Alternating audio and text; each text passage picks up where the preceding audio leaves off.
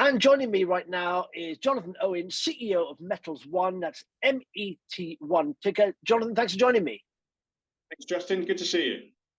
Yeah, it's good to get you on. You IPO recently, back last week. Nice to see the market function again. For a while, the markets were not doing IPOs, and very important, sort of area occupying here, because I know a lot of critical metals are sourced from the Far East. So let's talk about Metals One. Before we get into the news you've released on the Råna Project, let's talk about a top-line overview of what Metals One is all about, if you could, Jonathan. Yeah, thanks, Justin. So we're all about identifying and developing the mineral resources, the battery metals, if you like, that have the potential to become the backbone of the green transition in Europe. So this is about identifying the battery metals within Europe for the European EV market, effectively. As you alluded to, currently most of our battery metals are sourced externally from not just outside of Europe, but from literally the other side of the world, from sometimes questionable jurisdictions. So if we can identify those and develop those assets within Europe, of course, we have that security of supply in terms of jurisdictional risk, but also we're minimizing our carbon footprint rather than shipping, nickel sulphide from across the world.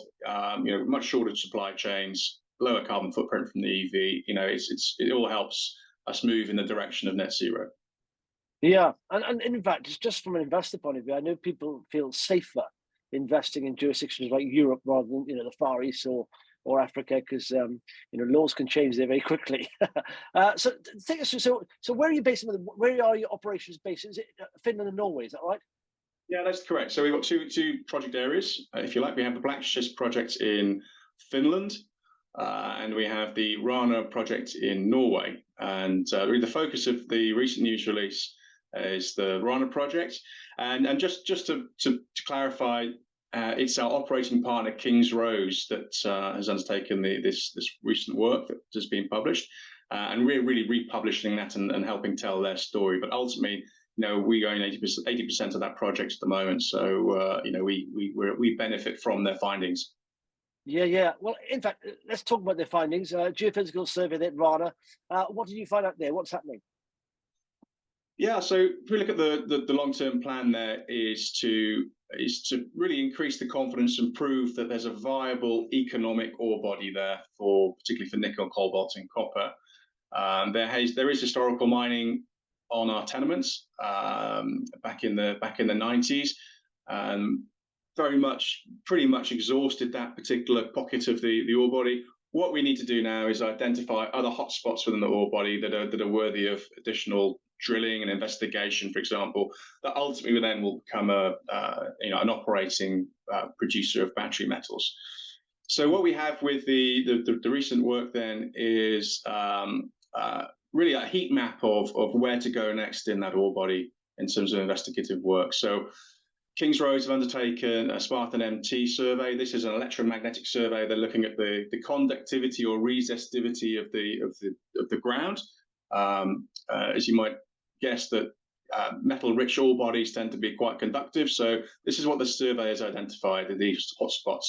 So the next step really is then to go and prove what is actually there. So there's a bit more work to do in terms of further electromagnetic surveys, and then that will refine a model which will then lead us to where to drill. And the drilling campaign, in fact, is already starting. So we should see some proof of the pudding in the next month or two.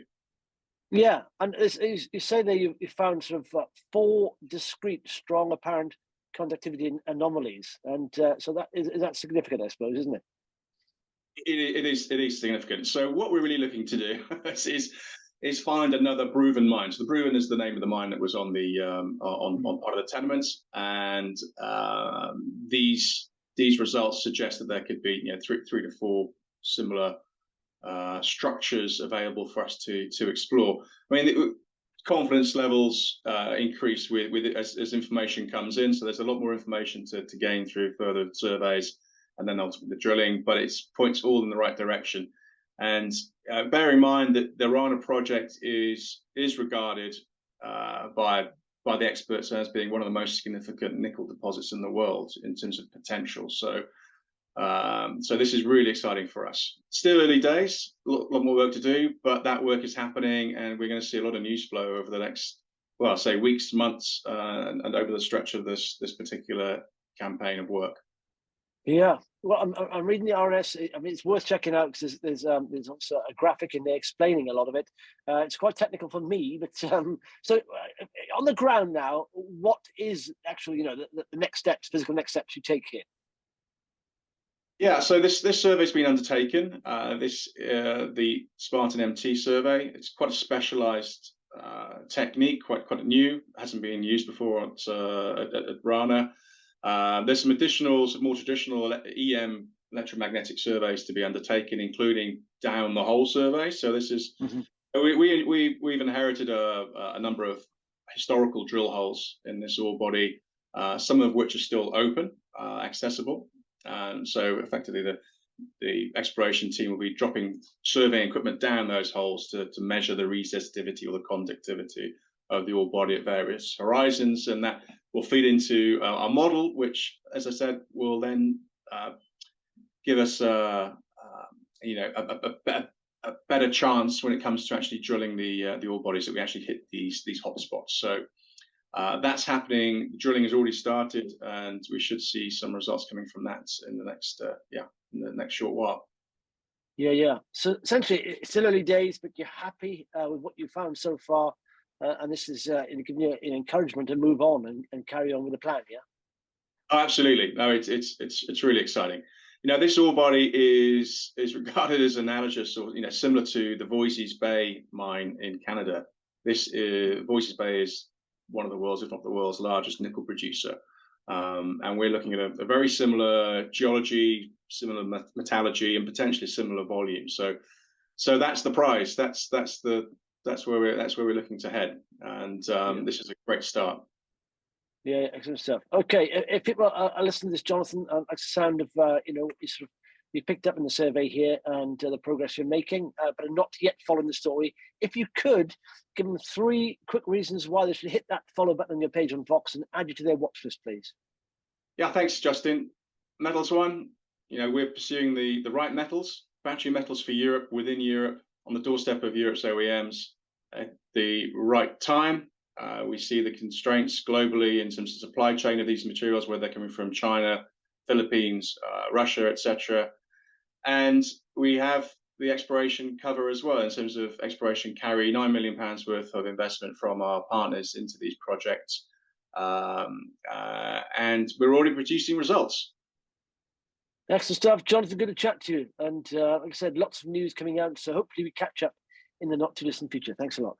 I look forward to it, Justin. Thank you.